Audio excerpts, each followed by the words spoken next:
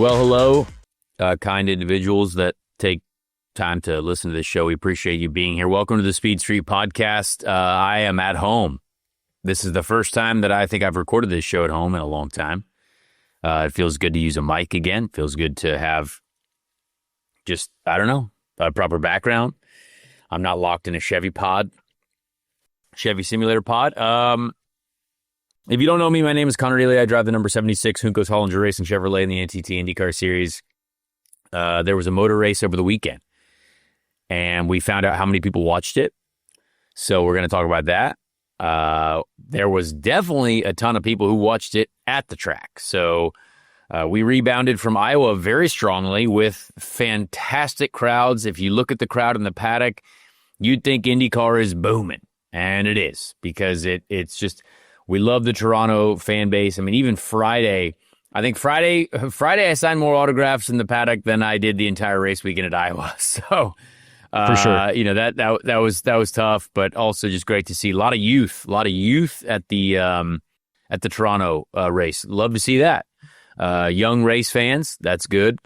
We need that. We need the young generation enjoying IndyCar. But we'll talk about my race.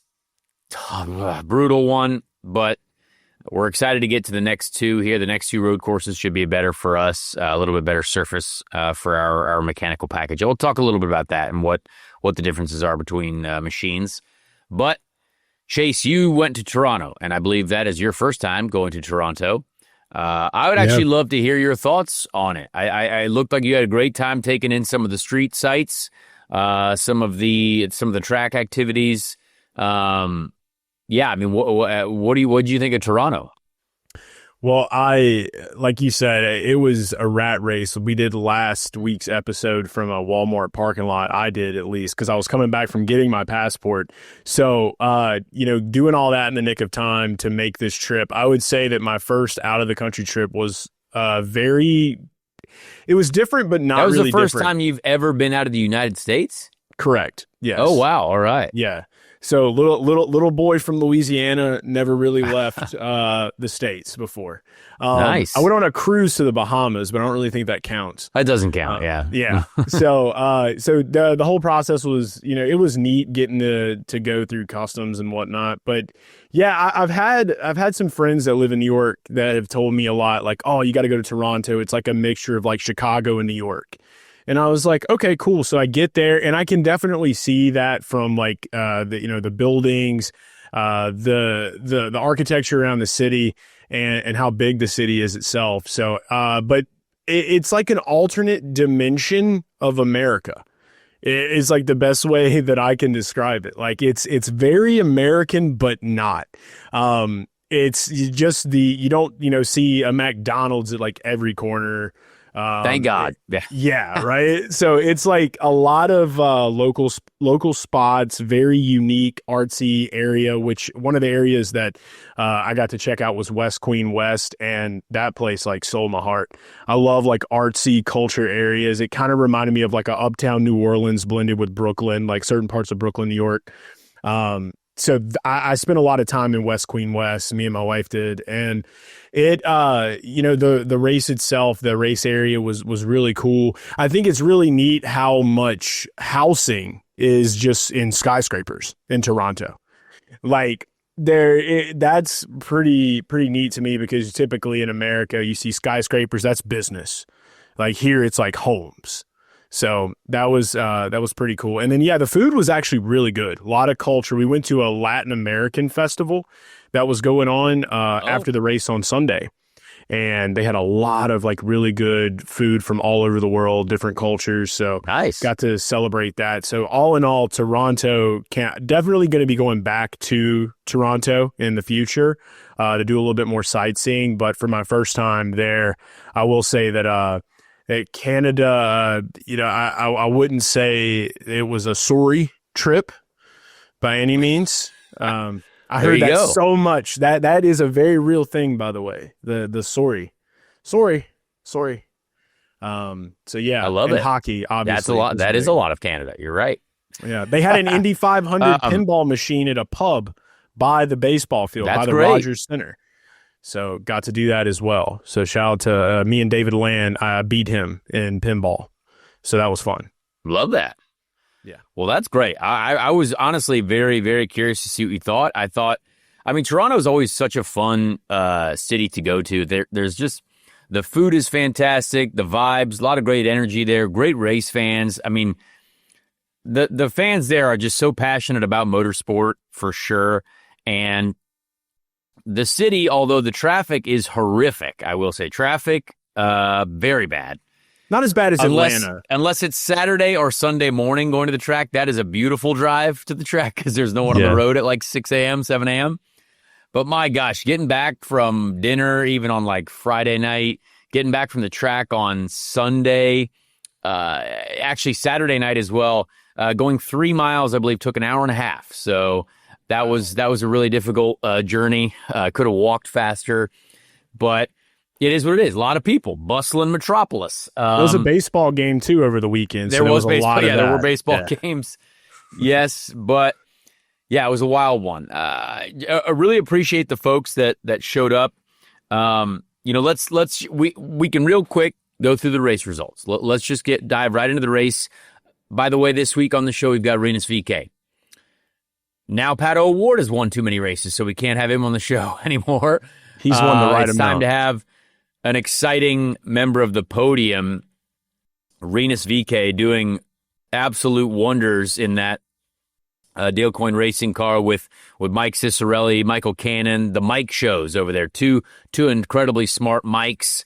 Gosh, Dale has put together such a talented group of people over there, and you can see exactly what it's doing. You get the brilliant minds in place, and in the damper department and the engineering department, good driver. Oh my gosh, it's almost like it's easy science.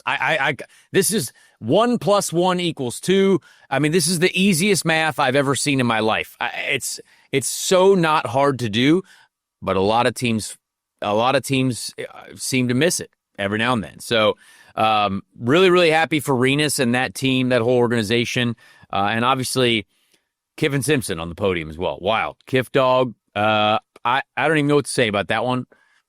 Kiff Dog on the podium. Ganassi, incredible efforts there. Great strategy call. Nailed it and made it happen. So let's go through the results.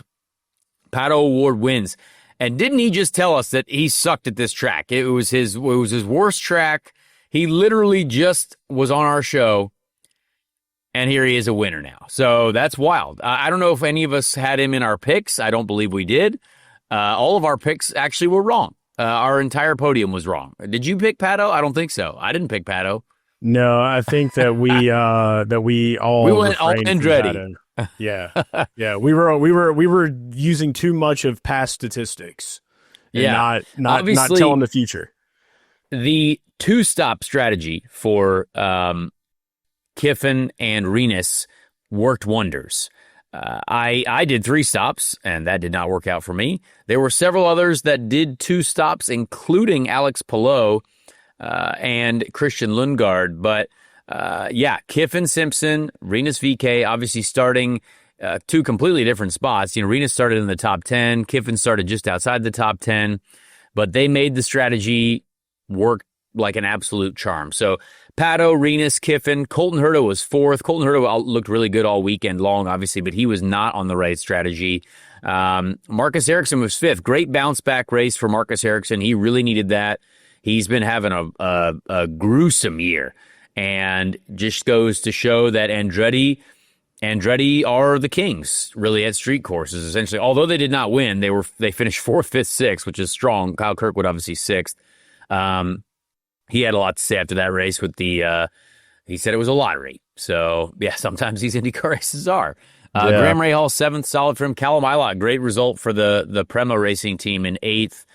David Malukas, 9th, great result for him. Scott Dixon, 10th. He was on the wrong side of the strategy button for once. That's crazy. He was a 2-stopper as well, and it did not work out for him. You know what? That's okay, honestly, because Scott's had a lot of good things happen to him in his life. Happy birthday to Scott, too, by the way. It's Scott's birthday, Scott. Happy birthday, Scotty. I think he's still 29. Will Power was 11th. Will Power seemed like I mean, he straight up wrecked Christian Rasmussen at one point, right in front of me, and that was a wild scene. And then Will just kind of sat behind me for the entire first stint, and I didn't really know what he was doing because I was sort of saving fuel, and I knew he was trying to save fuel big. So I was like, oh wait, if these guys are trying to save a big number and make something wild happen, like maybe let's follow them. Sure enough, he ends up 11th. Alex Palou, 12th. Crazy. Led 37 laps of the race, finished 12th, tried the two-stop strategy, didn't work out. Christian Lundgaard was 13th, also on the two-pit stop strategy. Marcus Armstrong was 14th, 3 pit stops. Me, 15th, 3 pit stops. Robert Schwartzman, Stingray Robb, Nolan Siegel, Felix Rosenquist. Tough one for Felix there at the end. Christian Rasmussen, Louis Foster, Devlin DeFrancesco, another tough one. Jacob Abel in a wild accident with Joseph Newgarden, who finished 24th. I mean, that's another just tough one for Joseph. I mean, wrong place, wrong time. That literally is just bad luck. Alex Rossi also scraped the wall, and the wall attacked him. He sent. I got the picture of the wall that he tweeted, but he sent it to us in our group chats, and that's not good. I don't know if you saw the picture that Alex put out, but the wall looked like one of the pieces of the concrete was sticking out about an inch or so, maybe not an inch, but enough of a measurement to basically rip the entire right rear off of his car. So I'm sure he's not thrilled with the track for that one. But yeah, also people hit walls. People do hit walls and they do move. Obviously, you don't want them to be moving at all because you're at the limit in the corner. That last corner, it's so bouncy. You might scrape that wall every now and then. But if you scrape it, it should not rip the entire right rear suspension and rip the gearbox in half. So that was very unlucky for Alex Rossi. Scott McLaughlin, wheel fell off. Crazy. I mean, just I don't know how many times this year we've seen some sort of wild Penske disaster, and it continues. Sadly, in the risk management wagon, shout out to Gallagher folks, great people. Love being on pole for those guys back in the day. And then 27th was Santino Ferrucci, who did not participate in the event. We'll talk a little bit about that warm-up accident. What a wild one. I mean, we start off in Canada. I'll recap my weekend quickly. Had not raced there since 2022, so a few different surfaces. What makes Toronto really difficult for the fans is the concrete. So Toronto, the nature of that street circuit, turn one specifically, it's the brake zone actually has quite a lot of grip, but there's a concrete surface that kind of sticks out and looks like a curb. Like, oh, this is a curbed corner, but it's not. It's just paint on the concrete, and it's basically like, I don't know what part of the street it is, but it's like a sidewalk. It's like a flat sidewalk that just sticks out. The wall is much further in than where this little sidewalk area is.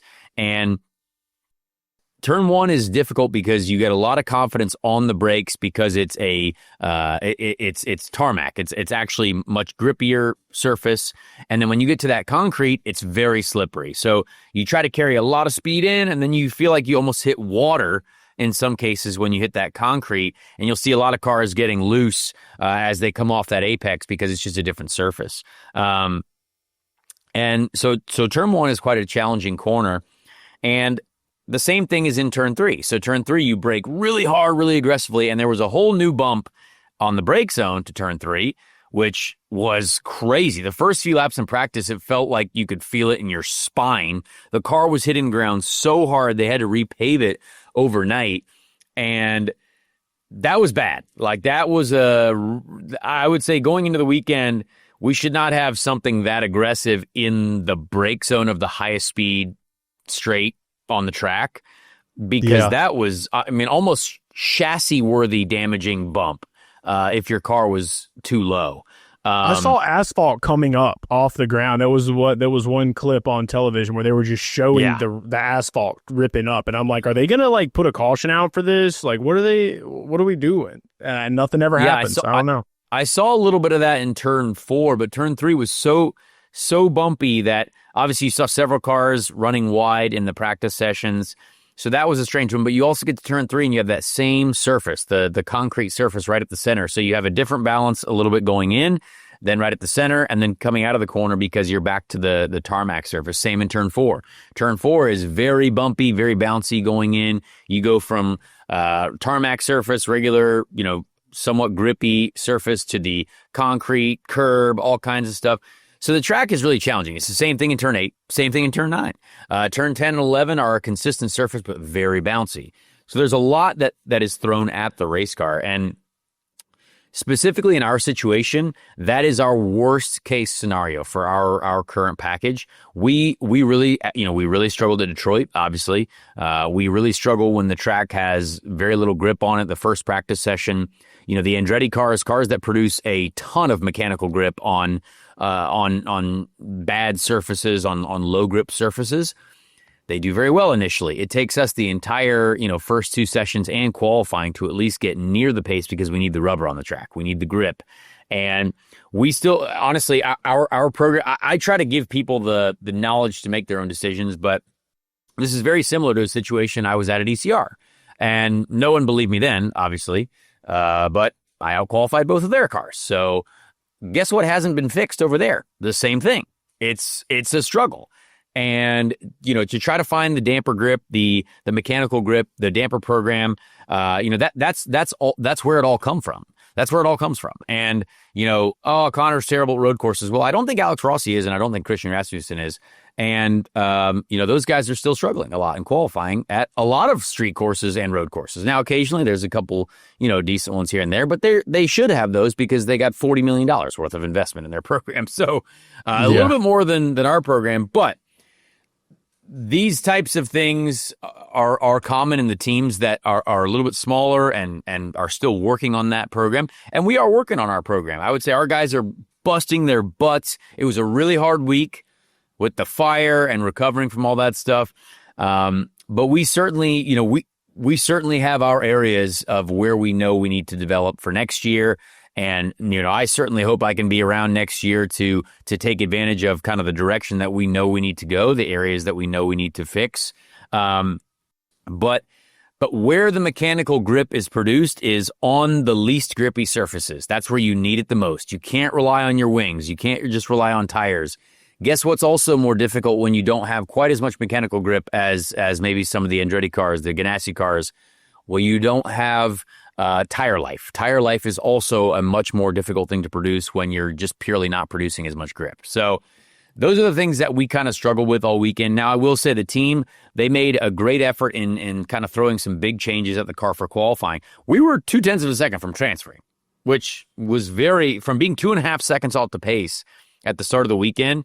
I was actually quite proud of the time that I did in qualifying, and we were definitely close and still out qualified, a couple cars that I would say, and I mean, Lundgaard qualified right in front of us, and he won the race 2 years ago. So, tough day, for us overall, but we really needed the warm up, and the warm up was wet, and it was mildly wet, and we saw the track start to dry towards the end, and we really, really, really, really needed to evaluate a setup change that helped us, because a lot of people, if you look at the details, a lot of the top teams have I would say, a somewhat substantial difference in qualifying setups to race setups. Now, I can't tell you what those are, but, from inside baseball talk, inside paddock talk, you notice certain things that change on cars from qualifying to the race day. And we still need to figure out what those things will do for us, or how we need to make race day adjustments. And the warm up is so important for us because we're still discovering that as our engineers, our technical director, everyone, we're still figuring that out. And we didn't get that. We were about to go out, and then Santino has a very massive crash in the one corner that was the most wet. Now, the one thing about a wet warm-up, and not a lot of turnaround time for the race, you got to be really mistake-free. I mean, my team didn't even want to send me out, and I was begging to go out because I really need to feel this change out. I would really like to do that. So we just went out, 5 minutes to go. But the risk is exactly what happened to Santino. Now, again, we obviously know everyone knows opinions. We know our thoughts. We don't want to see anyone get hurt. I know his hand was a little bit beat up, and we hated to see. We don't want to see anyone wreck. We don't like that at all. Doesn't matter who it is. So you hated to see that for those guys. But it's crazy to see how quickly your weekend can change. I mean, just wild for those guys. So, yeah. Chase, what was your thought when you saw that? I mean, a big crash knocked all four corners off the car in the warm-up and then can't race. I mean, that's a huge detriment to the whole program. I would say I almost didn't believe it because I was in the car. We were getting ready to come out to the track, and I had missed it in real time. So I was catching up on everything before I got out to the track, and I saw where he wouldn't be racing. And I'm like, there's no way. Like, that's people just talking crap. Because I can't think of a time where I've ever seen that. I mean, when is the last time that someone has got a DNS in an IndyCar race, Connor? Like, I mean, I'm sure you've seen them in the past, but can you think of the last time? I'm not sure, honestly. I mean, on a race day, warm-up, I actually don't remember the last time there's someone who's, crashed that hard in a warm-up. I'm sure it's happened, but it is rare. I would say it is very rare. Yeah. So that's the biggest thing for me was just like, you don't want to believe something like that because like you said, like, we're glad everybody's okay. But at the same time, it's like he wants to race just like you want to race. And to see somebody that is a driver to have that happen and have that taken away from them, that opportunity to get out there and compete for a day. Like, I mean, I don't race, but I know competition. And if I can't compete in something I really want to compete in, then I'm bummed. I mean, beyond bummed. So I can only imagine how he felt, But yeah, I almost just didn't believe it, man. That's what was crazy about it. And it's crazy to know that, like, I just can't remember a time where somebody's had a DNS on the same day as the race. Yeah, it's I mean, I'd love to find out. That. Yeah, we'll get Bobby on that for sure. But it's definitely a crazy one, and he was starting right behind me in the race too, so I had a little bit of a cushion now behind me for the start, and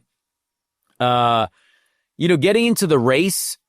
So I'll be honest with everyone. Our strategy was start on greens, the softer tire, because they did not last very long. The green tires were very much not the tire to be on. We were going to pit lap 2 because the way the windows work in Toronto is you can pit lap 2 and you still don't have to really save aggressively the rest of the way if it goes green. And I got actually a great start. I passed a couple cars, and we slotted in right behind, I think, Joseph, and Joseph was at least very close to where I was, and was pretty happy with that. And we didn't pit lap 2 because I guess my squad decided, all right, well, we made up some spots, and then there was a yellow on lap 3. So the funny thing about if we did pit lap 2, we would have immediately cycled past all of the other people on the green tires who did not pit, like myself. Now, who did pit? Pato O'Ward. Pato O'Ward pitted on lap 2 because that's the gamble you take. If you pit lap 2, you cycle not necessarily directly to the front, because obviously there are cars that start on primaries, but it became spicy right out the gate because there was now several cars on different strategies.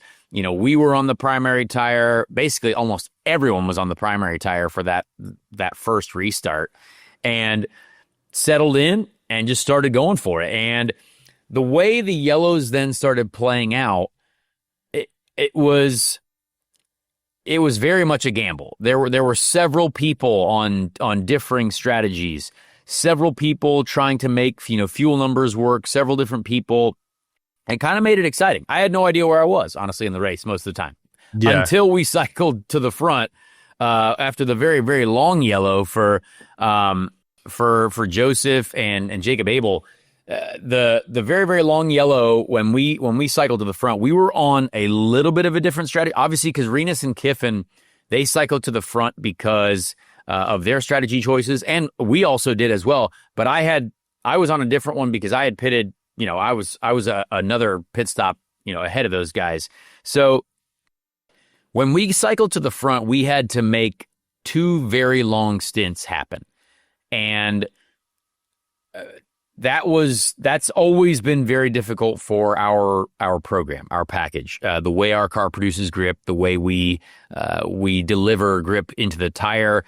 is not great for the very, very long stints. And we've seen that before. Obviously, everyone's like, well, wow, what happens? It's like, well, I promise you, there's a battle going on inside the car, and I'm working on it. And we are working on it as a team.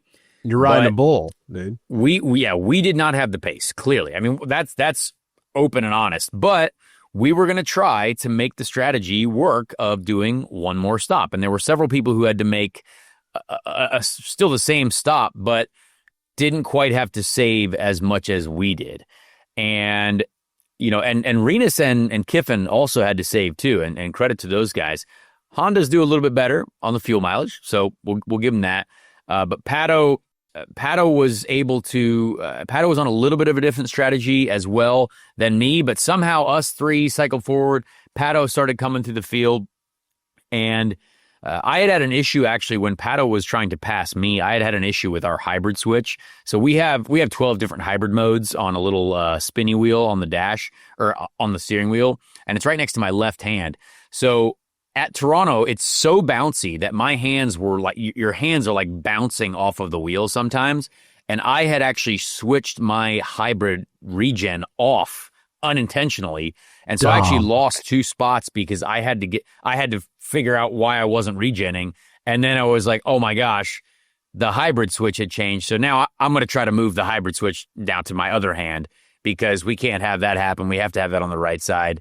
But you don't really find that out because this is really the first year. Well, the first year I've been at Toronto with this new wheel with all the bumps. So found it out on the fly, and so that definitely hurt us a little bit. But we just weren't good on the long stints.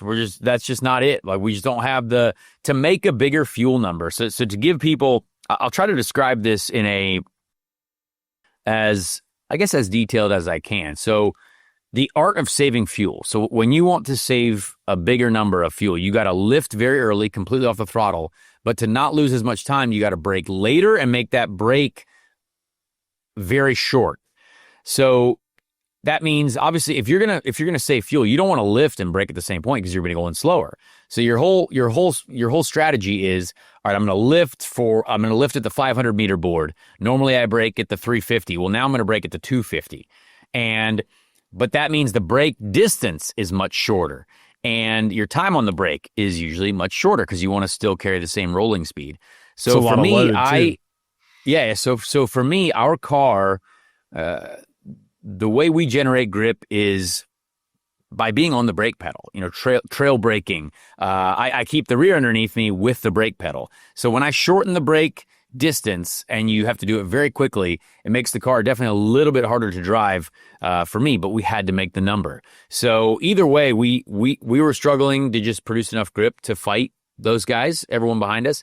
And we were defending for a long time, and there were a couple people angry on the internet at me for doing that, but anyone else would do the same thing. If you're trying to defend for your life, defend for positions for, the top 10, you got to do it. And, at the end of the day, I definitely, I had been as we've talked about all year, I've been knocked around a little bit in some of the races. I've got hip checked, knocked off the track. I was going to be doing the hip checking this time. I saw Will Power do it to Rasmussen. I definitely went wheel to wheel and gave a little wheel bang to Christian Lundgaard because I was trying to defend my spot. But we just didn't have the pace to be there. So slowly had to fall back. And honestly, we were going to run out of fuel. We did not have enough fuel to make the end of the race. Not a chance. And that last yellow actually saved us. Our plan, my team told me that was to run out on the last lap. So take the white flag, and we were not going to make it to the end of the race. But there were a couple cars a lap down, so we wouldn't have actually lost a ton of spots. But we were never going to make it on fuel. And we tried, but we had too big of a number to make. Trying to defend as well was really, really difficult. And a lot of those cars that we were defending from had far more fuel than we did. So that was a challenge. That's how that works out. Finishing 15th for us, honestly, after the way that weekend started, almost feels like a mid-decent success. It's mild points. I'm now tied in points with Alexander Rossi, which that's crazy. So let me tell you what salaries look like. Well, I'm gonna use my hands. You can't see it on if you're listening, but watch on tube. They're very different. And so, but racing is hard, and it's a challenge. But that's how our day went. I mean, tough one overall for us. We knew we had to make some strategy work, but I'm excited for Laguna Seca because it's a very high grip surface. We go back to the red tires, which are much better for our car. And I think, honestly, the way we've been racing now and the way our team is understanding a few things, our issues in the damper department, our issues producing mechanical grip, they won't be fixed this year. It's not something you can fix, week to week. But we will try to maximize everything that we can to get these next 2 road courses to be really solid.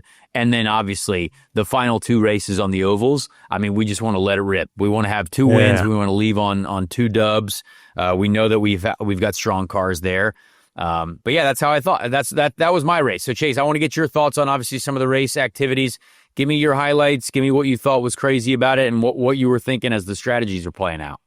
Yeah, like starting out the race itself, the crowd was great. We got there on Sunday. Santino had his wreck and he was out of the race. A lot of the tents and booths and the bridge was also out of the race because of the weather that came through that morning. So that was kind of rough for fans. Like I know that bridge that would take you to the inside part of the track got completely whacked out. The NOS tent was out there. The NOS tent was completely messed up. They had a Honda SRX under there and it fell. And fortunately, it only put a very small scratch on that car.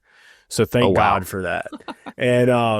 So a lot of the booths and stuff like that got kind of wrecked from the weather. And what's crazy is I didn't even remember bad weather when I got up that morning. So it's tough for some of those guys that were out there with the booths and everything, putting on for the fans, just throwing that out there. But yeah, getting into the race, I was out there on pit road, got to talk to Dario. Nice. Dario Franchitti was out there, got to chat with him in person for the first time. I forgave him. Did you sing his rap song? No, I didn't, but I forgave him for shaving Louis Foster's mustache. I did forgive him. So we're good there, and I tried to encourage him to grow his own. Got to talk to Kif Dog before he got his podium, which was cool. He's very serious about the whole wakeboarding thing. So I think that I'm going to, maybe now that I got the passport, I'm going to go to the Grand Caymans.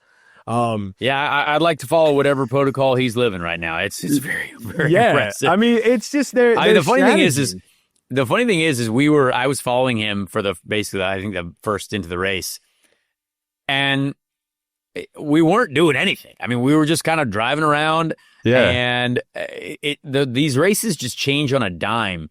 And if you're able to produce, pace in clean air, I mean, that's all you got to do. It doesn't matter if you're the very fastest car, but you got to be consistent. And he was consistent. And Colton was breathing down his neck. Maybe could have got him if they would have gone green the rest of the way, but it's a tough one. Yeah, dude. I mean, you got to give him credit. Like, what a wild situation. I didn't think, honestly, hand up, didn't think we'd be talking about a Kiffin podium this year. He's really proving, obviously they've got their guy. They've got a great strategy at play. You said it's like gambling. They got some good gamblers over there. They do. Apparently. So and got some good gamblers over there, Chip Ganassi. Fast race cars. And fast race cars. And he's not making mistakes. No mistakes. Yeah, no mistakes at all. So, and that's what it takes, really, man. And I mean, you're so right, because once I got off the grid, obviously I came and saw you too. I feel like I never get to see you on race weekends with everything going on. And typically I kind of like that though, because we talk to each other so much. I feel like on those days I'll stay in your zone and whatever. I'll come tell you good luck for the race or whatever. But once the race started, I will say it did seem like one of the weirdest races of the year, just because of how things turned around so fast. And it was a lot to do with the cautions that happened early on. I think that can throw any race off, and that opens up opportunities for those really good gut strategists to shine that can make those quick decisions on the fly. And another thing I wanted to ask you about and bring up to you, but obviously your race experience and my race experience, I watched a lot of it from the media center. I try to be as attentive as I can, because if I'm not in front of a screen, I'm going to miss so much and I'm going to have to rewatch it. But I did want to ask you, I know that with Pato getting this win, Zach Brown was in town. Is there something, could there have been something going on there? They didn't want to let the boss man down. I don't know, for him to not be good at this track, to verbally out there, put it out there, he's not great here. Zach Brown just happens to be at this race and they get a win. What do you make of that? I mean, I love it. It's very, very important to be successful in front of the all-powerful Zach Brown. He's been an absolute wizard and titan of leadership there at the McLaren camp. So very, very impressive. And honestly, the whole thing that I have found to be mind-blowing is kind of the ups and downs of his teammate Christian Lundgaard as well. Like we were talking about Christian Lundgaard, tons and tons of podiums, like podium, and then kind of all of a sudden off the radar and then back. I mean, Christian Lundgaard has won at this track before, but what does that tell you about how different some of these teams' packages are? The mechanical package and maybe what Arrow McLaren has is very different to what the Rahal Letterman Lanigan team was, and it suited Christian better there. But now he's still, obviously this is year one in the McLaren camp, so maybe they'll be in much better spot next year. But it just goes to show you, and people often wonder, like, well, if you finish 15th, you just suck as a driver. I'm like, well, yeah, okay. Or you could like look into what actually goes into motorsport and why each team is different and how different, all these cars can be, how much, I mean, it's fascinating. And I really respect true race fans who kind of get into that and they're like, oh, wow, well, let's just do the quick and easy math on that. Okay. Well, Christian Lundgaard didn't forget how to drive this year. He did win two years ago. Maybe the car is a little bit different, the package is different, and it takes time to figure that out. Yeah. Yeah. You know how easy it is to mess up something on a pit stop? Yeah. Like somebody could have an off day and it's completely gone. You know what I mean? Yeah, so but it's so hard to be that repetitive, that good, constantly, and like multiple people. You're talking about the smallest of details in these setups. You're talking about the smallest of details in how teams approach, producing mechanical grip. And Pato nailed it. I mean, Pato, both strategically in the race situations, he did everything right, and so did Rinus and Kiffin. I mean, Rinus, they took advantage of the right strategy, but he was fast in qualifying. Michael Cannon and Mike's the guys over there, all the Mikes and everyone at like Dale Coyne, those strategy wizards, everyone, they nailed it, right? So it's very cool to see. And honestly, my favorite part, and I'm going to talk to Rinus about this. Rinus got fired from ECR because they didn't think he could do the job. And if that doesn't shout at you that once again, maybe there's a different problem, then you're not paying close enough attention. Because the veil's lifted. Rinus right now is, let's say, much further ahead in the championship than 11th. both of his former employees' cars. So I just, and again, Rinus was very good as my teammate, and he did outperform me for sure. But I would say there were a lot of areas, especially in the first year, like where we kind of were about on the same level, same program, a lot of small things here, but he's a winner. I got wrecked in that race, but he outperformed me race to race, not in year one, but the second year. And for sure, he's so good. He's gotten continuously better. And I was fired because, well, you know what? It's probably the driver's problem. I just hope people can understand, like, hey, maybe that there are lots of things to this sport other than just the pilot behind the wheel. So I think I have a lot of faith in Alexander Rossi. I think he's a very talented driver. I think Christian Rasmussen is kind of a psycho, but he's very talented. Kind of like him a little bit, dude. And I just I just want people to know that I guarantee Rinus Veekay is the most satisfied and the most happy person ever. Because when you go out and absolutely thump, the folks that thought basically you couldn't win or make smart decisions or race, that's wild. You know what I mean? For me, it's still the most fascinating thing ever. But as I told Rinus, I was like, I think both of us getting fired, probably the best things that could have ever happened to our careers. Yeah. So I think Rinus, honestly, I know people talk about David Malukas going to Penske. Put Rinus there. Put Rinus in the 12. Well, actually, I don't want anyone to actually get fired from Penske. I don't think Will Power deserves to be out of there. I think Will Power should be there. But if there's anyone that should get a top seat, Rinus Veekay is the guy. 1,000,000%. So, and you know what? I hope we see it because I think Rinus is an absolute weapon behind the wheel. He's it's proven very talented. I've always said that, and we're going to talk to him. We're going to talk to him about that. But yeah, what a race, what a weekend, what a crazy day and strategy and cars up on top of each other. Joseph Newgarden, I had dinner with him and our friend Milo Ventimiglia and his wife. And it was great to catch up with Joseph. I know a lot of people don't. There's been a lot of wild talk about Joseph this year, but Joseph's still a friend of mine for a long time and a guy that I've known literally since we were kids. And I cannot believe what's happening to him. Honestly, hard to believe. And just that whole Penske organization. So that's still one of the most fascinating storylines of all time. But yeah, I don't know, Chase. You got anything else from Canada before we start to preview Laguna Seca? I don't know what else. I mean, it was just awesome to see the fans. It was ratings. We could talk about ratings. We could, because I don't know about them. I just want to say this for Penske: bad luck doesn't care about borders. Yeah, I guess not. Yeah. Yeah, I just it's at this point like when do they laugh at this point? Yeah, I'm waiting for the race where instead of Joseph being mad, he just laughs. He's like, because it's like, what do you do? Like, what do you do? I don't really get it. That's all I have to say. But I'm excited to hear ratings. I haven't seen anything about ratings. Chase, I'll give them to you right now and we get a live reaction. 734,000 viewers. Mm-hmm. So this is a tough one. It seems like 700,000 has become that number. Now, again, if you look at it this way, this is actually a good thing. But we used to look at NBCSN ratings or some of the NBCSN ratings, and it's like we could always just get 300,000 people. Now it seems like we're at 700,000 people, and we just can't break more of that. Now, again, the way it is played is Will Buxton tweeted highest Toronto viewership in over a decade. Wow. Average for the first 13 races is up 30% on 2024. Okay. All just and only the start. Proud of the Fox team. Now, again, I've heard there's been some issues here. To be fair, guys, everyone, I have had zero time in my life to do anything else except watch the race from last year of the next race to get ready for the next race. So that's not the Fox broadcast, obviously. Yeah. So I haven't got to see all the broadcasts. I just don't have time.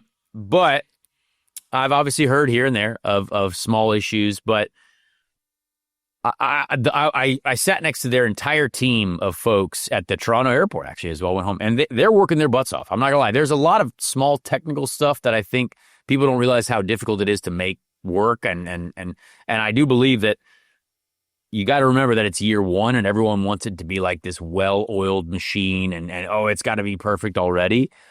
I can promise you, as I've said before, motorsport is hard. And it doesn't matter if it's TV or racing. Like they've still got some work to do, and I really respect what they're doing for us. And even Jack Harvey doing like a grid walk, and he interviewed me on the grid walk. I thought that was really cool. Love that. But we got to get above the million, We've hit it this year, though. No, I know, but like not consistently. I mean, we got to be there consistently. I still do not understand, because I thought that was an exciting street course race. I thought there was, some crashes, some strategery, some wild, side by side wheel banging, motor racing. So again, it's not the product that's the problem. And I keep seeing, the gas station ads. Like I had a guy that I do business with today. He was like, "Oh, my wife saw you guys on a gas station ad." That's great.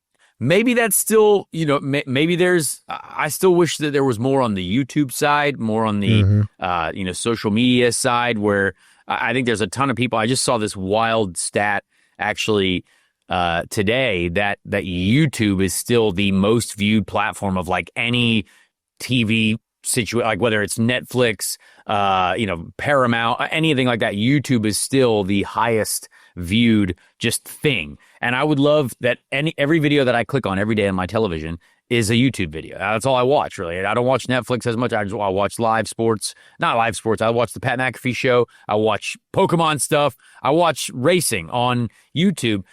And I just wish maybe that's the spot for, hey, here's our next race. Maybe. Yeah. I don't know. It's something you can experiment with, and I put a post out about it earlier too because I've been seeing people saying it's so bad. What I'm finding though is that it's like this expectation that Fox is supposed to know when every caution is going to come out and when every crash is going to happen. I did see some people angry about that, yes, which makes sense. It does make sense. I do agree. I get it. We have replays, but at the same time, you have to understand too that and I guess just from being in the business, we can see it a little bit differently than most people, but it's like those companies that have those commercials is a part of what makes all of this possible. And so it's this, I don't know, how do you put it? The angel and the devil on your shoulder, whatever. It's you win some, you lose some. There are just certain things that have to work a certain way for these things to play out. Now, there are a lot of people that do talk about the fact that IndyCar outside of the U.S. does have an online streaming option. And I do think that in the future, every motorsports series should look to figure out a way to do their own live production. And I think that could really, something that you could charge. Like a live stream, you're talking about, like a streaming service. Obviously, we definitely your need that. own live production, and in being able to charge people, a monthly subscription fee to be able to get no commercial breaks, no interruptions. Maybe that could be something depending on how much that would cost to produce. But I think that's where we're going in the future anyway, Connor. I think that what you talk about with YouTube, there's so many people cutting the cord nowadays. Fox is going to find a way to adapt to this internet model. NBC, all the big boys are going to find a way, and they're already finding ways now. So it's just going to be time. And then I feel like with the IndyCar thing, again, remember, there are so many people out there that IndyCar is so new to them. And I think that it's important to just, even though as much as we don't want to think about that, keep that in the back of your mind. This series is so new to so many people. And which is crazy. I mean, I keep seeing TikToks and videos and people hey, I watched my first IndyCar race, or when, even some of the comments on different YouTube videos of my own, went to my first IndyCar race, loved it. And there was even a person that came up to me at Toronto that said that this podcast got them into IndyCar racing, which I'm hey, we got to do our part. You know what I mean? Well, I respect that. I love that. I hope that we can create some sort of excitement, some sort of buzz, because again, although the year started out maybe slightly numb when it comes to some of the races, all these races recently have had a bit of everything. I mean, it's crashing, chaos, strategies. I mean, this is the IndyCar racing that we like to watch. There's some wild stuff going on. Short oval racing, awesome. Street course racing, wild, crazy, beating and banging, cars on top of each other. And now we've got Laguna Seca, which honestly, Laguna Seca was, I would say, somewhat interesting last year. Several different comings togethers of different vehicles and cars shoving each other off the track. And I think you're going to see the same thing in Portland. Yeah, and I do believe we still have such an underappreciated asset in IndyCar, and I believe that there are a lot of people who I still wish would, continue to not necessarily just dump on IndyCar all the time. You guys got to be a little bit more positive about the situation. A lot of folks do. And it's easy to just be the haters. Hating is actually the easiest thing on the internet because it's way less. It's been for so long. Way less fun than being positive on the internet, of course, and it starts a buzz. So we hope that there are more people that feel the need to be positive about the sport, because I think the product is great, and I think we obviously, everyone knows we still need to do a 100 times better of a job marketing it and just getting the general knowledge out there that we are racing every weekend. We have been back to back to back. I mean, this is the craziest stretch of the schedule I've ever been involved in my life. Right. So, but we got Laguna Seca coming up this weekend. We're WeatherTech Raceway, Laguna Seca, Monterey, California. Let's talk about it really quick. Let's give some picks for it really quick before we get to our interview with Rinus Veekay. Saw the weather this weekend. Looks a little cool. Looks not necessarily like a summer heat wave. So that'll be nice for, I would say, us in the vehicles, because we've been dying of heat in those cars every weekend. But this track is just so precise, so high grip. It's a great motor racing circuit. Alex Palou obviously was the winner last year. He had to fight for it at a couple restarts there at the end. And if you notice, I'm wearing an AM/PM hat. If you're listening, I'm wearing my AM/PM hat because we are back in the AM/PM number 76. Hey. I would also like to let you folks know, if you are coming to the race this weekend, I'm going to be doing an appearance at a local AM/PM store. I'll be signing whatever you want, chatting. Maybe I'll buy some AM/PM snacks and we'll give them to you. I don't know. I haven't thought about that yet. But let me tell you all when it is. This is the first announcement of when it is. We're going to get fun graphics and stuff done up for this. But it is where is it? It's Arco AM/PM 970 Work Street, Salinas, California. That's the address. You got to listen to it and maybe write it down. You'll figure it out. But that will be, what is this, Friday? Yeah, let me look at my schedule. Yeah, Friday. So Friday night, 5:30 to 6:30 p.m. at the Arco AM/PM 970 Work Street, Salinas, California. That's where I will be. And you'll see graphics and stuff like that I'll post on social media. But we'll be there for an hour, 5:30 to 6:30 p.m. on Friday after the practice session. So we've got a busy day on Friday. Busy day on Friday, but that'll be really good to see some folks out there. Come by, support our sponsor. Going to be really pumped about that. But this track should be a lot of fun. I hope it's a crazy race. I hope it's an exciting race. I hope there's some strategy. I hope there's some red tires that are great. But let's just start out by getting into picks. I'm going to go straight to Colton Herta, the Herta family. They love Monterey. They love Laguna Seca. I know Colton Colton needs a win. I think Colton deserves a win, and I'd like to talk to him on the show, honestly. So I think Colton, I know we don't pick in any, in order. These just are the top three, but I'm picking Colton to win.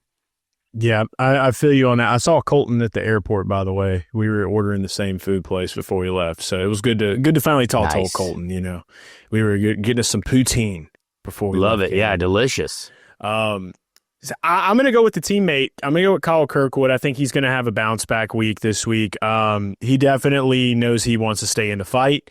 And with this Andretti team, I don't see a reason why Colton can't get a podium, but I think that Kirkwood is definitely going to want to have a bounce back after the little fall from grace that he may self-describe finishing sixth, which is still a great finish. But for him, he may be a little more gassed in a different way. So Kirkwood for me. Well, part of me in every part of my mind wants to pick a Penske car. Joseph made some pretty big mistakes at that race last year. Went off a couple times. Will Power got hit by his teammate Scott McLaughlin. There was a lot that went on last year that you're like, whew, these Penske fellas need a bounce back this weekend.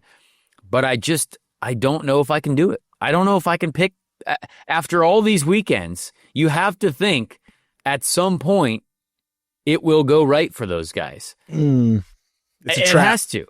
It has to. But I'm not going to go there. I'm not going to go with it. You know who I'm going to go with? I'm going to go with a surprising one.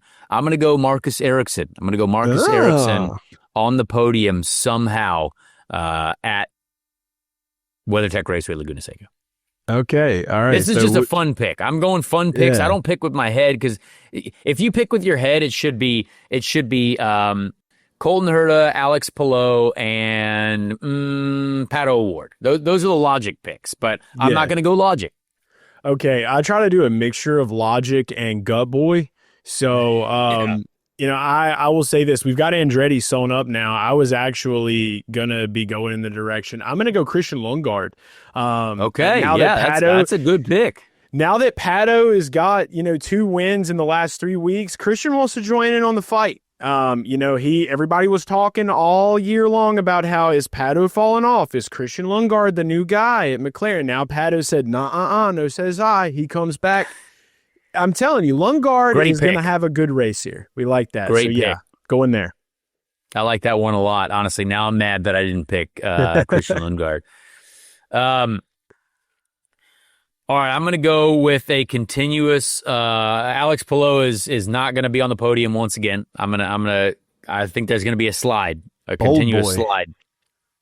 But You know who I think will be on the podium? I think it'll be Felix Rosenqvist with a little bounce back. Felix Rosenqvist has been fast, man. He's been fast in a lot of places. Felix Rosenqvist needs to get on the podium.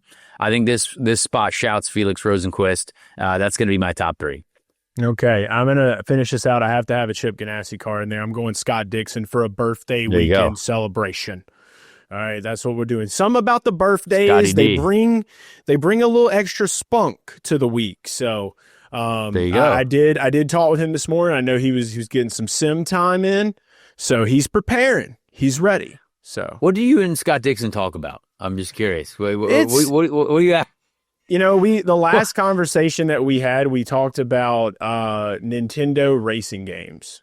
That's what we talked about. Yeah. It's just a wild relationship, but it's great. Love Scott. Great guy. Go. Chase, I'd like to talk about something really quick before we have Rinus Veekay coming up very soon, and you're not going to want to miss this conversation, but there is something that we need to talk about. We've been talking about this giveaway for these gloves for almost a month now. Oh, my God. We've been talking about giving away these gloves, and producer Bobby has still not been reached out to by the original winner of said gloves. So we're going to do a live drawing right now to make sure that I also have a funny story after this, but we are going to do a live drawing for these gloves because someone has to win them. So we're going to go to the random the YouTube comment picker website. So hang on. We're going to do this live. We might have to just put this out on like X or Threads, dude, and just be like, go to YouTube and comment this if you want to win this, and then we can have the retweets and the likes if this fails. No, we've already told the folks what the what the program is. So man's got your gloves, guys. I'm going to go find my video. We're going to go find the video. Hang on. We're gonna paste it in there, and we're gonna get a little a result here. All right. Let's see. Copy this link. We're copying. Find a winner. We're finding. Paste. All right. Let's go. Comments. Anything goes. Yep. All right. Let's go. All right. We're now drawing for a winner from the Indy 500 video of these gloves, and again, I'm going to put producer Bobby's email. I'm going to produce Bobby's email in the description of this YouTube video. Yes. Of this YouTube video. So we have found a winner. The winner is at Nathan McLean 1331. At Nathan McLean 1331. You've won the gloves. Please send a screenshot with your YouTube account to prove it's you to Bobby's email and a way to a place for us to send them. But congrats, Nathan McLean 1331. And again, if he doesn't claim this, if he's not a listener, well, we're going to go with we're going to eventually get to someone who does actually listen to our show and watch our show. So we could just go to a race and throw him like a bouquet at that point. There we go. So you might still have a chance if Nathan does not come by the office and report that he is a show listener and figured out that he won. So anyway, I have another quick topic to talk about. It is my goal now, Chase, to get rid of AI clickbait Facebook pages that are frauds, and there are a bunch of there's a couple like IndyCar fan groups on Facebook, and like there are several thousand people maybe who like these groups. And now Facebook is a very different platform than I would say none of the drivers use Facebook, honestly, including myself. Sadly, I do all my own social work. I don't pay anyone to do it, so I have to get on there and post, and I don't, to be honest, I don't enjoy that platform. It's not my favorite. Just connect your Instagram to your Facebook like I do. I don't like to get on there. No, can't do that. Okay. But there are these pages that basically are driven by AI, and they produce fake articles and like with pictures and links to a website. They're just clickbait farms. They're not actually websites. So they're getting people to go to these websites where they're probably, selling ads for, and they're making money off of you folks. So we need to report these to make sure that no one's falling for anything. We don't want to, because a lot of these stories, and Kyle Kirkwood put something out about this because I showed him a story that was about like him and his girlfriend that was so false. But there are poor folks in these comments that are totally believing. Dude, boomers are under attack, bro. Boomers are under attack right now. These kind folks. I mean, rough. They just don't know that basically everything on the internet's not real. I would say most of the internet these days is unless it's coming from a verified account, and even then, who knows? But honestly, you guys got to always look for the verifications. And when it comes to racing media, I mean, we know the people to trust. Like we know, well, sort of, but we know that at least the legitimate news sources that are out there. So I'm going to shout this one out. Just report it as not a real place. I've reported it a couple times. There are still people falling for the news article. It's the Indy Speed Hub. The Indy Speed Hub is not a real place. It is a completely AI generated clickbait farm. You're probably going to try to be sold something fake on there. So don't ever go there. Just report it on Facebook as not a real thing. And hopefully we'll get rid of that so we can keep the IndyCar folks just focused on maybe what's real. That's all we're trying to do. Just go to something real. There's a couple other pages too that if you literally look at where the post is generated from, some of these, you can tell, just pay attention to what you're looking at. I'd be scared to click on it. Yeah, just pay attention to what you're looking at. If it's not, if it's just something crazy and wild and it's like, oh, click this article. Guys, it's not real. It's not real. So it's my goal now to get rid of these fake AI Facebook clickbait platforms so I can help the folks that love racing. And we can keep their minds out of the gutter. Like we need to be, hey, let's focus on reality and not the fake internet AI land. So anyway, there we go. That was my goal. I want to help fix Facebook, even though I really can't stand being on that platform. There are some of the most unkind people on the entire history of the planet on that platform. They're not real. No offense to the good folks that use Facebook. Yeah, no offense to the good folks that use Facebook. There are a lot of great folks too, but those are the comment sections I never go to. So yeah, that's a wild place. Except for these fake ones, because I try to help people. I'm like, hey, just letting you guys know, this isn't real. Dude, Connor protecting the boomers. I've been waiting to talk about that for 3 weeks. I keep forgetting it, and I was like, I got to get rid of these. We got to get rid of these AI Facebook pages because I feel bad for these poor folks that are getting duped. Because I have to go see these stories now. I want to see what kind of stories they're writing. Wild words. I've seen the Dale Jr. stuff. I've seen Dale Jr.'s, but I've seen some of the NASCAR stuff, like Kyle Larson. Like they had one where like Kyle Larson like saved 8 children from a house fire, and like people were like, "Oh my God, what a great guy!" Like Dale Jr. like flew to New Guinea or something. You know what's funny is they use this podcast too. They put the words of this podcast or some of them, or they try to say something. The most recent article I just see. This is Indy Speed Hub, July 17th, 12:10 p.m. Connor Daly makes shocking move as he speaks candidly about unexpected turn of events at Iowa IndyCar race. Quote, it felt like being stabbed in the face. Wow. What? Shocking. Did I actually say that on this show? I don't think I ever said any of those words. And if I did, well, we obviously know that that's in jest, but I am 99% sure I did not. And if I did, boy, could you ever describe taking something and making an article? I mean, none of that is legitimate. So again, let's just try to lock in on maybe they need to up their AI game, dude. Let's just focus on real stuff. So anyway, that was my fun story of the week that I wanted to help everyone out with. Don't fall for fake AI profiles on Facebook. Don't fall for any fake profiles. If you think someone's reaching out to you to be friends with on a personal page or anything like that, it ain't real, folks, and none of it's real. Unless it's coming from a verified person's account, I promise you it's not real. If you I just found another fake Facebook page because there was an underscore after my name, or a fake Instagram page.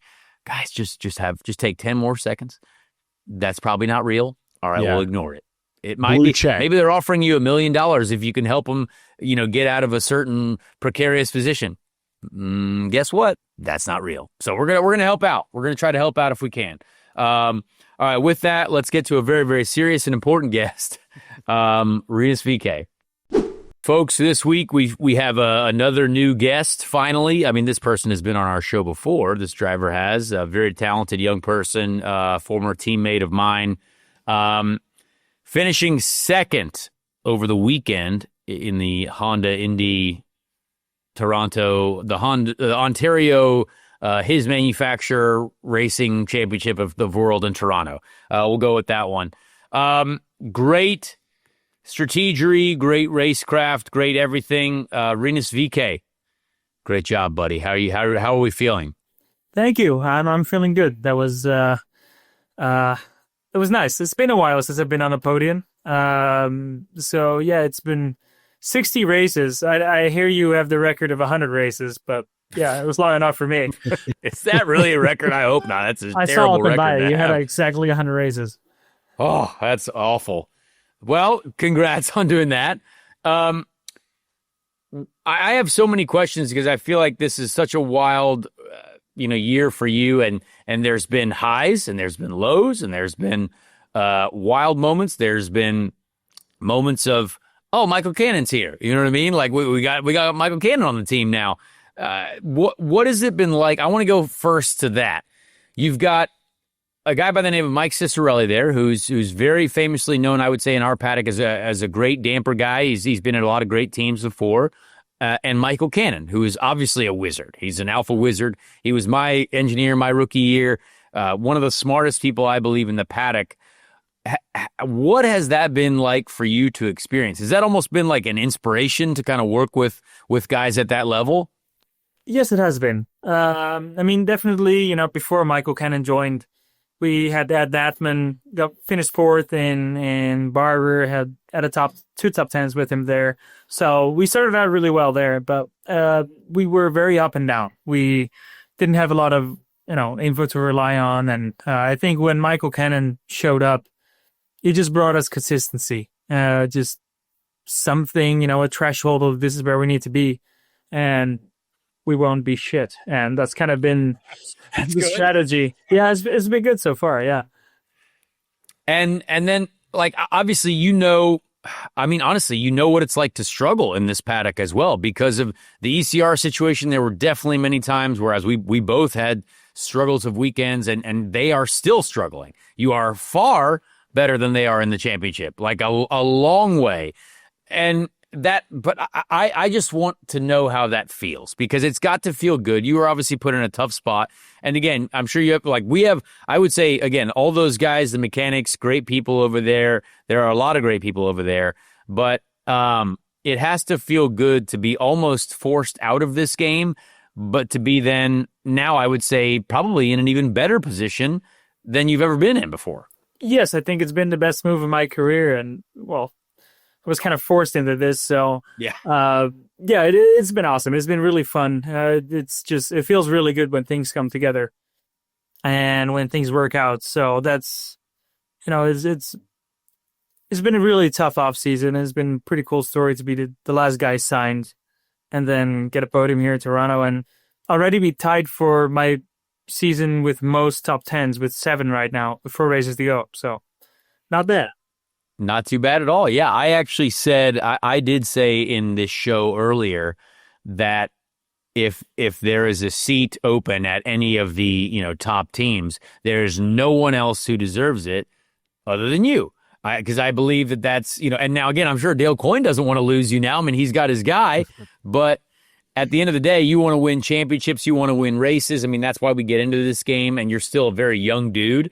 But what is it? Does it feel like there's a great bit of momentum going for you right now? Does it feel like, hey, I've got a safe and secure home at Dale Coyne Racing? Should there not be a top level seat opened up next year? Oh yeah, definitely. I mean, of course, Dale and me too. We're both interested in working with each other again in the future and next year. But it's really for me.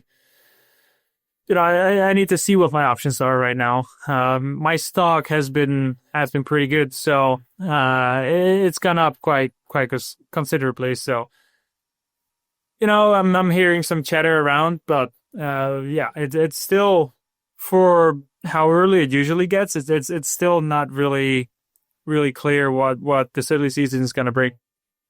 Yeah, to be honest with you, it does actually seem like the silly season. Normally, everyone starts talking about it at Mid-Ohio, and I feel like I've heard nothing. I've not even been asked like what I'm doing next year. I feel like everyone always is starting to ask that around Mid-Ohio, but it seems to be awfully quiet. Is there some lurking news that you know about in the background, or is it literally just people are kind of all locked in and we're just hanging out? I think we're all waiting for Will Power to make his move. If he makes a move, who knows? At least I think that's gonna shuffle the board game. It could. It certainly could. Chase, I'm going to let you jump in here.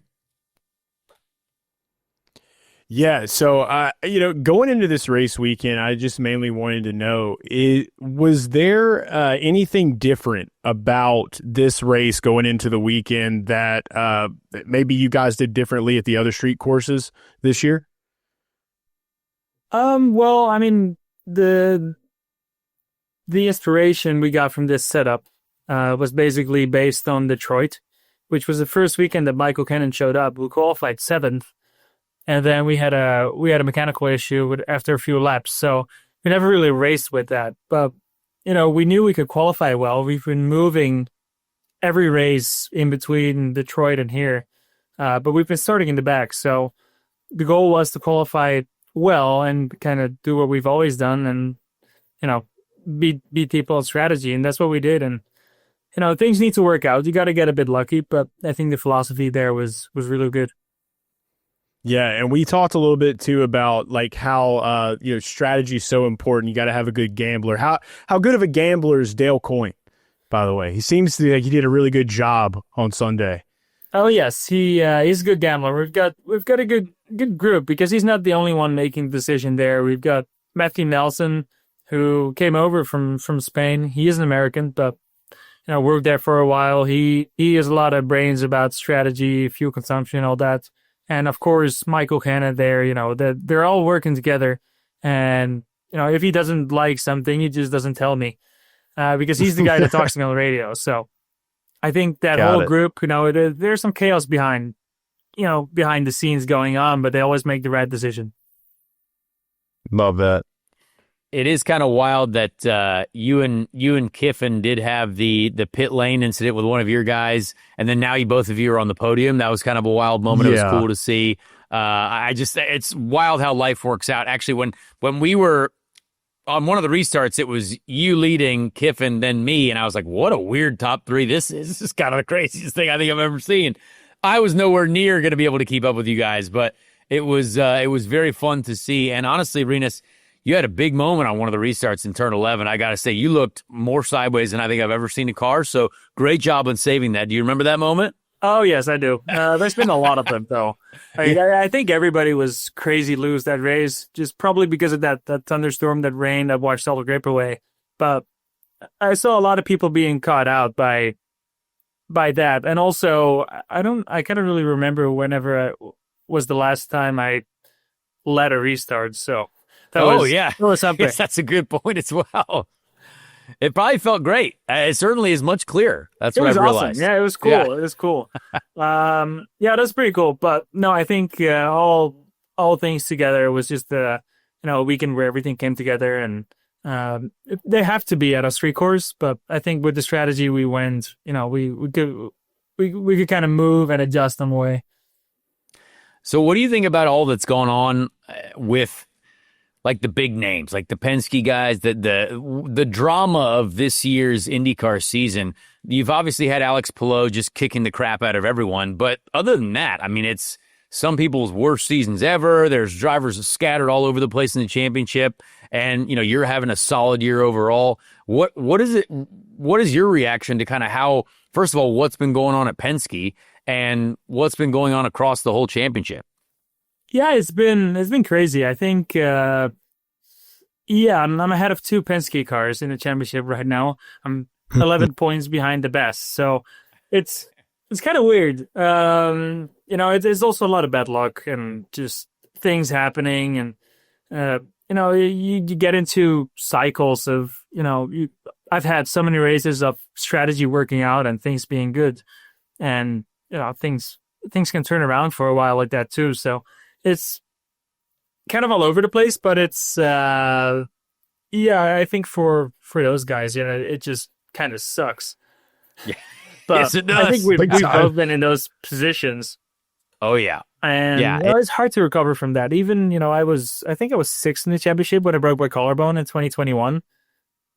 I didn't lose any talent, but you just get into like, I don't know, you get into a flow that's just not good, and qualifying just don't work out. You just in the wrong place at the wrong time in the races. It's just somehow that just keeps happening, and yeah, I don't know. It's hard to recover from stuff like that, and when you do, it just feels pretty awesome. What about this Dale Coyne Racing car and engineering group has given you even more confidence as a driver? Is it something where like now you can truly take advantage of the style that you have? Is it just a pure, hey, this thing just feels better underneath me overall?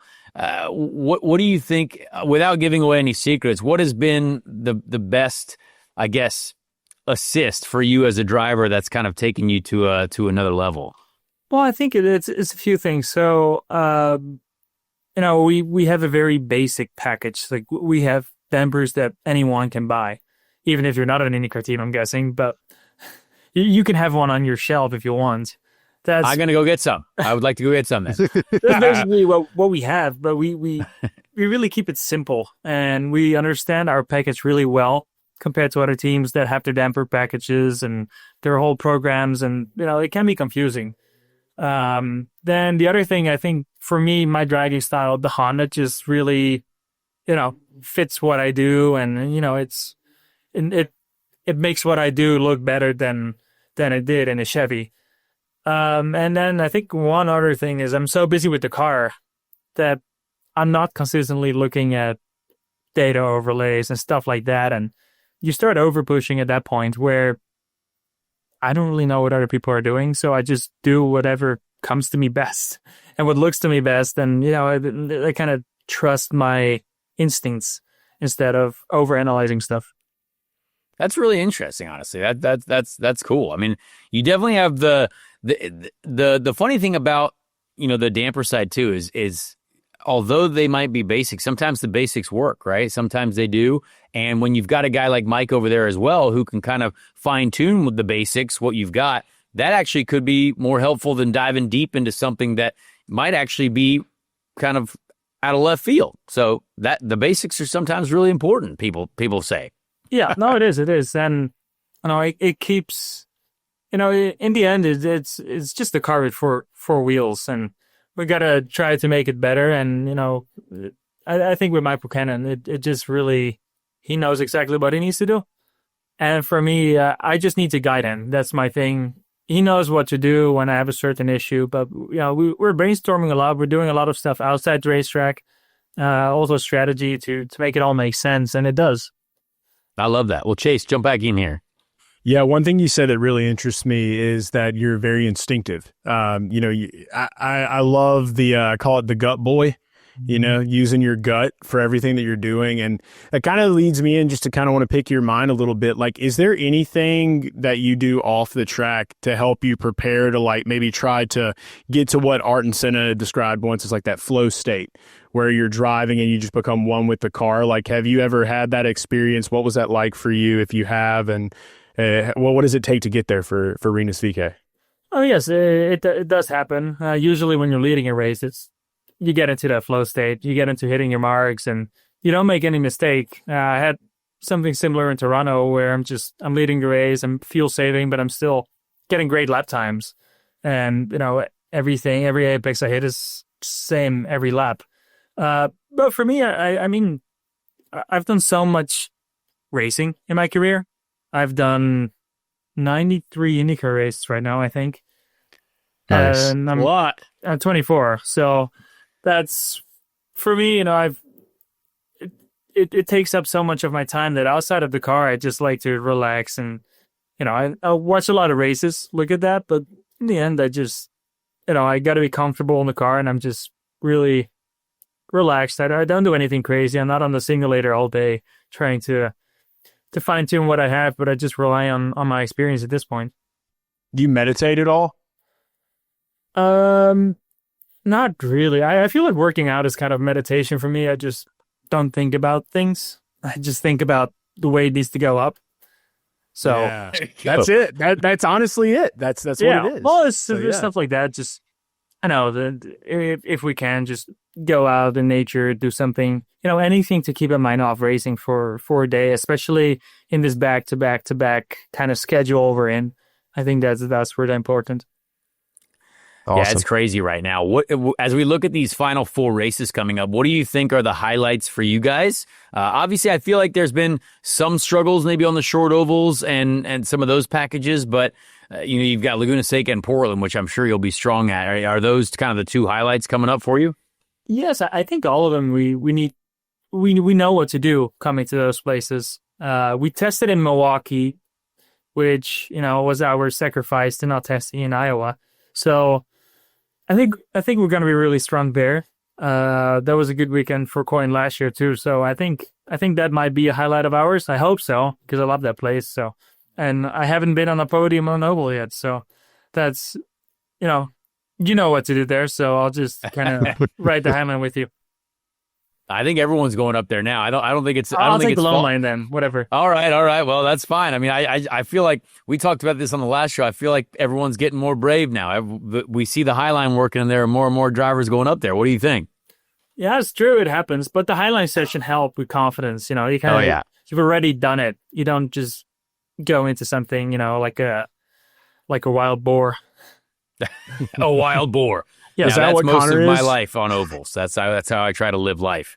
Well, Rinus, I want to ask something just kind of outside the box, because I feel like you're a very funny guy. You come on here at the show and you're very professional, but you have a great personality. Doesn't think so, by the way. Huh? Kyle Kirkwood doesn't think I'm funny. Kyle Kirkwood doesn't think you're funny? No, he said that on social media. He's like, oh, he's not funny.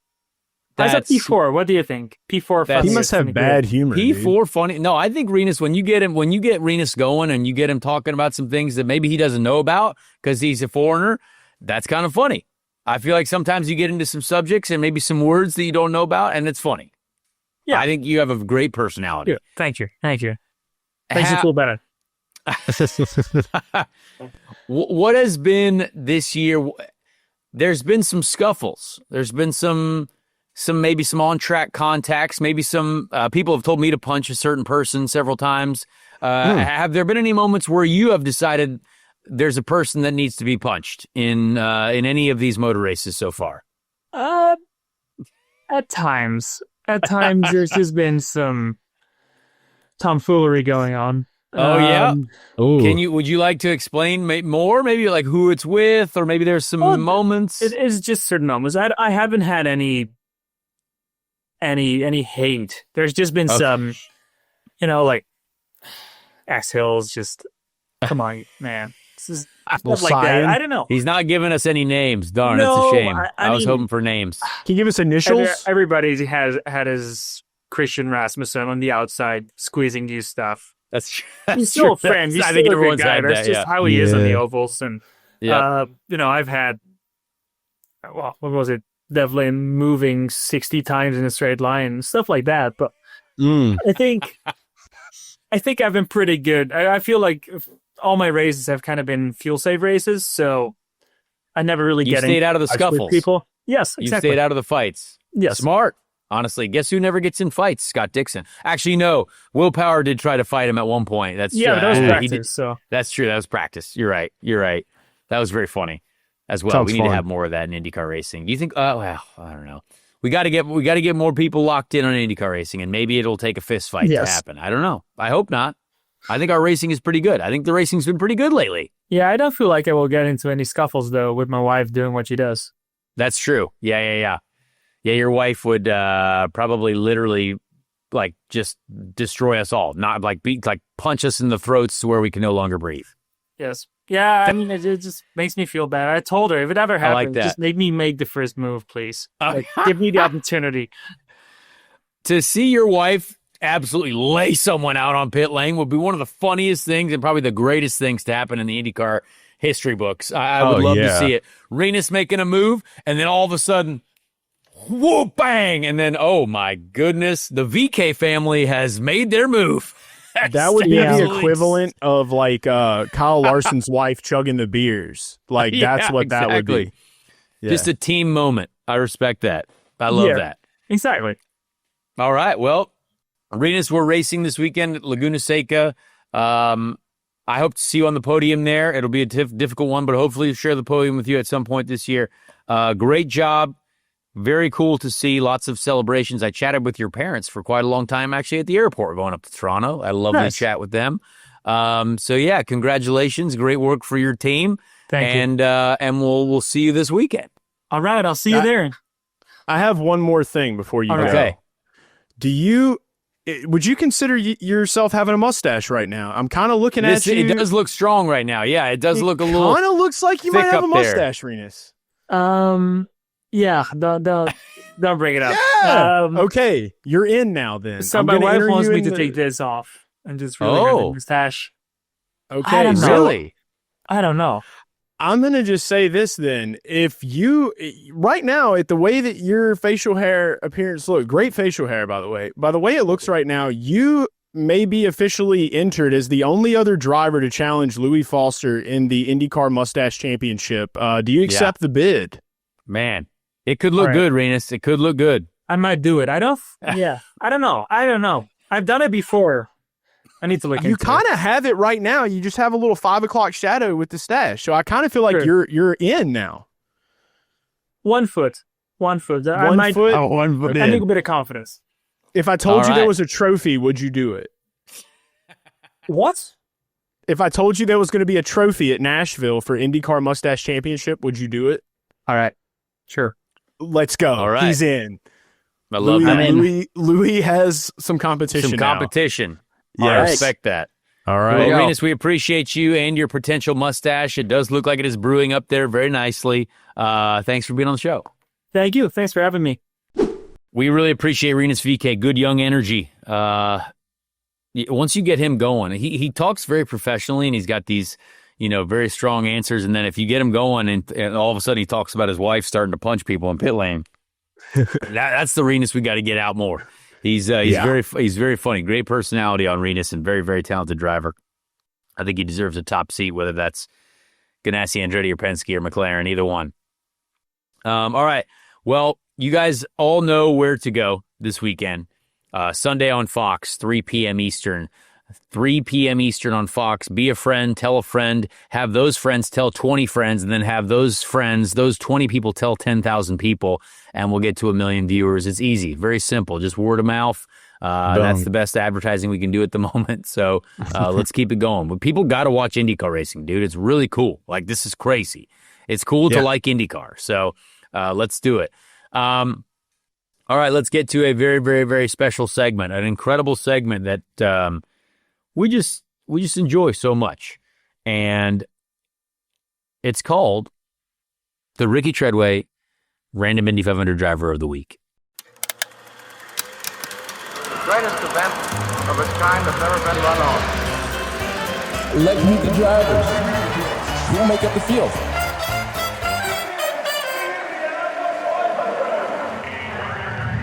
All right, this week, real quick, because I know people love doing this, but these AM/PM hats that I'm wearing, the AM/PM number 76 hats, they are going to be for sale. The shop Indy is going to sell them. You are going to have the exact same hat that I can wear, that I am wearing, that I will wear for both this weekend and the race in Portland. So I'll get a link up to those soon. We're going to have sweet hats that you can buy. These are awesome hats. AM/PM, got to support them, got to support us. So anyway, for the Ricky Treadway Random Indy 500 of the Week, we went to the 1936 event because we've only used the year 1936 once. Now, we have used it recently. Louis Meyer is, of course, the winner, but we found another great driver that we had to talk about. And we don't know if he was that great, but he was in the race. The 26th place finisher is Frank McGurk. Frank McGurk is finished 26th. Old Frankie. Frank Joseph McGurk was born in 1915, June 19th, 1915, died in 1982. Once again, we found one Indy 500 in his career. it looks like, according to Wikipedia. Now, again, our data is not coming from any real source, not like Wikipedia is sort of a source of information, but the 1936 Indy 500 started 22nd, finished 26th, retired because of a crankshaft. There is literally no information about Frank Joseph McGurk. Frank McGurk, there are a couple photographs of Frank McGurk, which is kind of wild, but yeah, I love finding drivers like this. Not a clue about Frank McGurk, but that's sweet. We found Frankie. I'll say that with him having the one sentence that says he was an American race car driver, we'll leave it up to just pure perception of name. It sounds like a Muppet. Sounds like a Muppet character. Also, that was a new term that has been brought up by Callum Ilott this past weekend. Oh, yeah, Muppets, yeah. Mm-hmm. Kind of sounds like a Muppet, like the chef. Yeah, shout out Callum Ilott for calling people Muppets. That was great. He was angry at everyone in qualifying. I respect that. We need more name calling. We need more name calling. All right, shout out Frank McGurk. We appreciate you folks listening. Please subscribe and like and tweet the show, listen to the show, Apple, Spotify, YouTube, wherever you consume it. We need listeners. We need viewers. It's really, really helpful for us. If you want to continue to see us do this show, consume it if you'd like. So we appreciate you folks, and we'll see you next week after yet another IndyCar race on Speed Street.